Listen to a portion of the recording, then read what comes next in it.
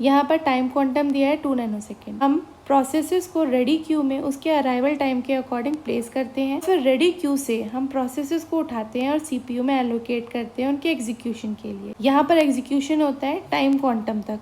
अगर प्रोसेस ने अपना एग्जीक्यूशन कंप्लीट कर लिया तो वो टर्मिनेट हो जाता है, नहीं तो वो एंड ऑफ रेडी क्यू लग जाता है और फिर वेट करता है अपने चांस का। अराइवल टाइम 0 पे हमारे पास केवल एक ही प्रोसेस है, प्रोसेस P1। तो हम यहाँ पर रेडी क्यू में प्रोसेस P1 को प्लेस कर देंगे। अब हम इस यहाँ से P1 को उठाएंगे और टाइम क्वांटम कितना है 2 नैनोसेकेंड, पर P1 का जो बर्स्ट टाइम है वो केवल 1 नैनोसेकेंड ही है, या 1 यूनिट ऑफ टाइम बोले तो यहाँ पर ये कितना चलेगा 1 नैनोसेकेंड, और ये कंप्लीट होके टर्मिनेट हो जाएगा। अब हम देखेंगे जब ये चल रहा था तो फर्स्ट अराइवल टाइम पे हमारे पास प्रोसेस P2 और प्रोसेस P3 आ गए थे रेडी क्यू में। हम यहाँ से प्रोसेस P2 को उठाएंगे और एलोकेट कर देंगे सीपीयू में इसके एग्जीक्यूशन के लिए। और कहाँ तक इसको एग्जीक्यूट करवाएंगे, टाइम क्वांटम तक।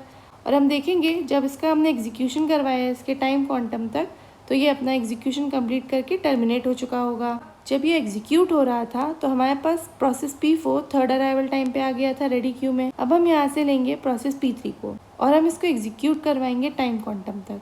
तो यहाँ पर ये इसका कितना बचेगा 1 यूनिट ऑफ टाइम, और यहाँ पे आ गया 5। और फोर्थ अराइवल टाइम पे हमारे पास जो प्रोसेस आ गया रेडी क्यू में वो कौन सा है P5।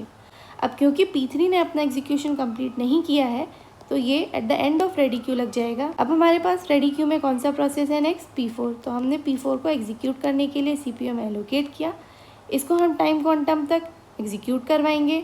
तो ये हो जाएगा 4, ये हो जाएगा 7, और क्योंकि P4 ने अपना एग्जीक्यूशन कंप्लीट नहीं किया है तो इसीलिए P4 कहाँ लगेगा रेडी क्यू के एंड में। नेक्स्ट प्रोसेस है P5, इसको टाइम क्वांटम तक एग्जीक्यूट करवाया तो ये बचेगा 2, और यहाँ पे हो जाएगा 9।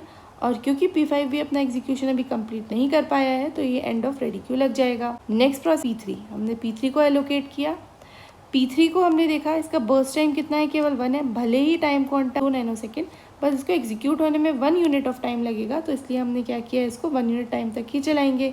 अभी अपने एग्जीक्यूशन कंप्लीट करके टर्मिनेट हो चुका है। नेक्स्ट हम लेंगे प्रोसेस P4 को। P4 को हम अगेन चलाएंगे टाइम क्वांटम तक, और ये हो जाएगा 2, यहाँ पे हो जाएगा 12। P4 ने अभी अपना एग्जीक्यूशन कंप्लीट नहीं किया है तो ये end of the ready queue लग जाएगा। देन हमारा प्रोसेस P5 एलोकेट होगा, 2 नैनोसेकेंड चलेगा, और अब ये अपना एग्जीक्यूशन कंप्लीट कर चुका है। नेक्स्ट हमारा प्रोसेस P4 बचा, हमने P4 को एग्जीक्यूशन के लिए एलोकेट किया और इसको 2 नैनोसेकेंड तक चला दिया, और ये भी कंप्लीट होके टर्मिनेट हो जाएगा। निकालते हैं एवरेज टर्न अराउंड टाइम और average waiting time. Turn around time हो जाएगा, वेटिंग टाइम हो जाएगा